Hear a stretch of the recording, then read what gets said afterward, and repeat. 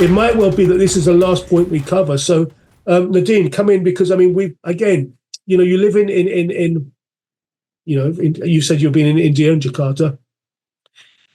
I mean, India is deeply resilient. It really is. I mean, anybody who's lived in Mumbai for any amount of time, or Kolkata, knows that this is a city that just gets on with it. It does not stop for anything. So let's start sort of beginning to sort of bring together to round it all up. What are the lessons from that, and how do we move it all forward?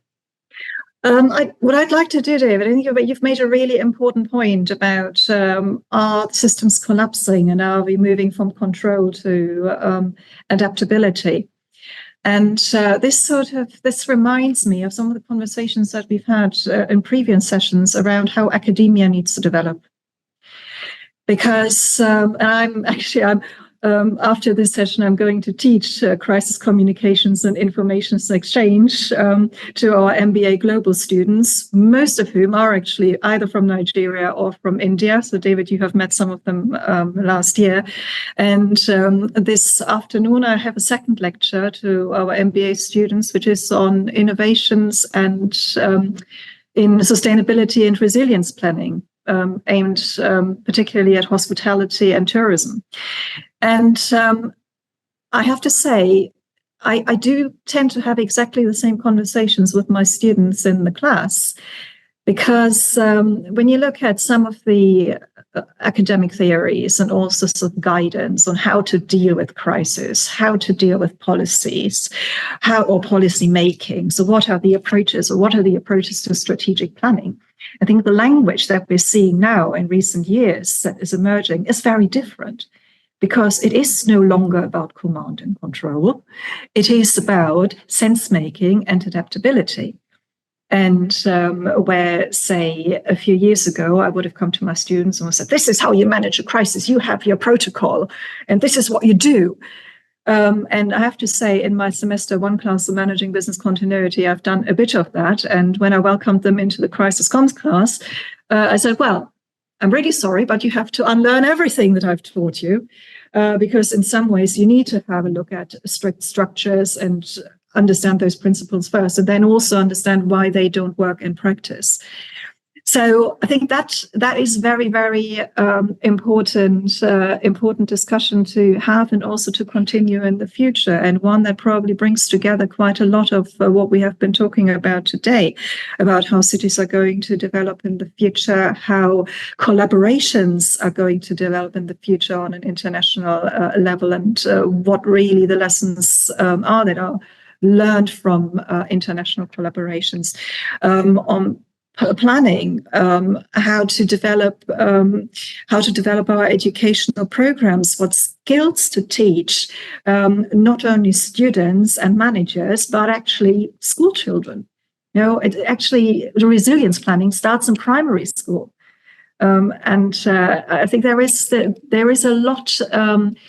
There are a lot of debates where we need to sit back and almost unlearn what we've learned in the past, and recontextualize and reconceptualize some of our thinking. And I'm going to stop now. It's interesting, because I think that in the conversations that we're having at a global level, education is there. I mean, it is absolutely the center pillar of, we have to, because it's not what do we need to do, but what are the capabilities we need to deliver. How do we build a resilient world, generation, society, community, whatever it might be? And it is not engineering where you go in, you fly in, you put something on, build a bridge or build a dam. That's not resilience. That's engineering.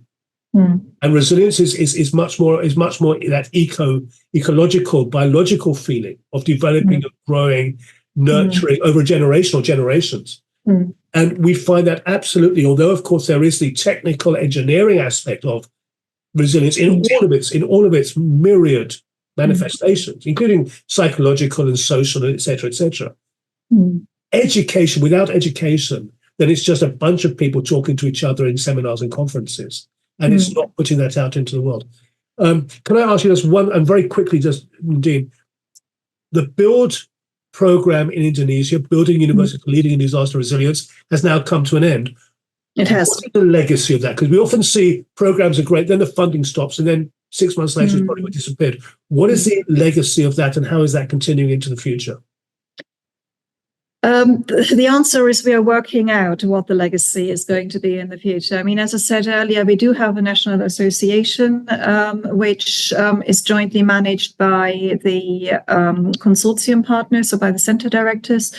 And the idea is very much that this association is going to drive the further collaboration work of our universities, and also bring in other partners to work on very specific projects. And it may well be to work on a policy project. I mean, we have started conversations in Jakarta with the Ministry of Education and Higher Education on how we can perhaps disseminate some of the solutions that Build has delivered more widely across Indonesia. So we do have that structure, but that's very much about expanding the project in Indonesia. Now, in terms of developing the legacy further, I think there are a lot of opportunities. And now that the project has finished and I'm no longer busy with the implementation of it, that's probably the next task, is to really think about how we can capitalize on Build and how we can perhaps bring Build to other parts of the world as well. Because I do feel that there are a lot of opportunities to work in other regions, perhaps not implementing Build exactly, but an adapted version of Build that suits the local context, because the methodology is one which can be applied anywhere and also within any sector or any particular focus. Yeah. So it's work in progress, but very exciting work in progress. I mean, let me just to share for our audience my own 30% spiel about, because I talk about Build a lot. I love Build, but I talk about to pretty well everybody I meet. You know, if you sit next to me in a bar or on a plane, I'm probably going to talk to you about Build. But basically, what I say Build is it takes universities, and in many places in the world, the university is the most mature organization. It's certainly more mature than the government, in terms of the capabilities, the expertise, the infrastructure, its connectivity, its global perspective, et cetera, research facilities, students, even things like accommodations or communications technology. And so what Build has done is taken 8 universities in Indonesia, and it's worked with them to create them as centers of excellence. But as centers of excellence, they have 3 overarching responsibilities. The first is to reach up and help government make better policy. And so whether that's national government, local government, community government, village government, let's build better policy. The second responsibility is to go down into the community and help establish and promote community ownership and engagement, that the community feels this is part of it. And the third responsibility is to build networks, local networks, regional networks, global networks with our help, so that we can bring the expertise. And that basically is what Build is. And I talk about that to people all over, and they go, we want to talk to you about that, because that is just a simple model that works. And because the universities are already in place, the infrastructure is already there. It's actually something where you can actually get moving quite quickly. So that's how I explain it. Zoran, you are deeply involved in this, of course, from a policy perspective, but also, as a full professor at the University of Belgrade. Does that have some resonance to you? And any final words from you, sir? Based on my personal academic experience, our students are well educated when they are required to develop plans, protocols for different kind of emergency and crisis situations. But there is very poor knowledge in how to deal with real situations, because they need to be improved, to be prepared, to be open-minded, to be more creative when dealing with real situations. I think the problem is how to utilize the advantages of new technologies. For example, virtual environments created by AI and digital twins can be used for education and training of future city planners, engineers, emergency responders, and citizens. providing immersive learning experiences. You mentioned the importance of policy, governance, and regulations. For example, new technologies augmented with AI can help in policy making by simulating the impacts of new policy, of new strategies, of new regulations before they are enacted, before they are applied, those allowing for better governance.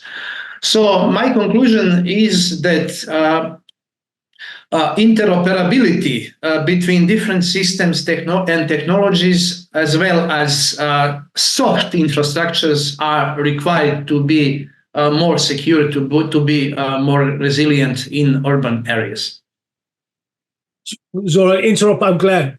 If any of you is doing sort of lingo bingo, interoperability is always one. It's good to have that. I'm glad that we've got interoperability fitted into this before we completed it, because you've got to have interoperability. And that's what it's all about. I mean, somebody used the word integration, and that's what it's about. It is absolutely not what is it that we need to do. We know what we need to do. It's creating those overarching frameworks and structures that allow all of these collaborative processes to come together, capabilities to come together, whether that is horizontally, whether that is vertically, whether it's integration, whether it is multi-agency, whether it is community integration. Because at the end of the day, this has real impacts on people's lives. This affects how your kids go to school in the morning. It affects how you get food from the supermarket or the market. It affects everything that we do. My thanks to everybody. Can I please ask our global, and it is a global audience, to express your thanks to Zoran Kekovic from the University of Belgrade, from Nadine from Sulkowski from the University of Gloucestershire. It's always a pleasure, and thank you. Absolutely fantastic. Just to say, if any of you have heard anything that's of interest, we are delighted. Feel free to follow up with Nadine and follow up with Zoran, of course, on LinkedIn, et cetera, et cetera. We will be sending out the link for the recording of this. Please feel free to share that. We'll be putting together the record of all the conversations at the end of this. And if any of you are involved in anything where you think we can support you at the ISRM, or you'd like to be involved, or you're an institute, we love, I don't know if you've got the message, but we do like talking about this stuff. We really, really do. We love collaboration, and we'd be delighted to hear from you. So thank you to everybody. We have our call at 4:00 this afternoon is disaster management and creating disaster resilient cities, which is going to be incredibly interesting and something we all need to deal with. So thank you to everybody. And I think stay safe is probably the right thing to say right here. And we'll see you all again soon. But for today, thank you very much. Cheers.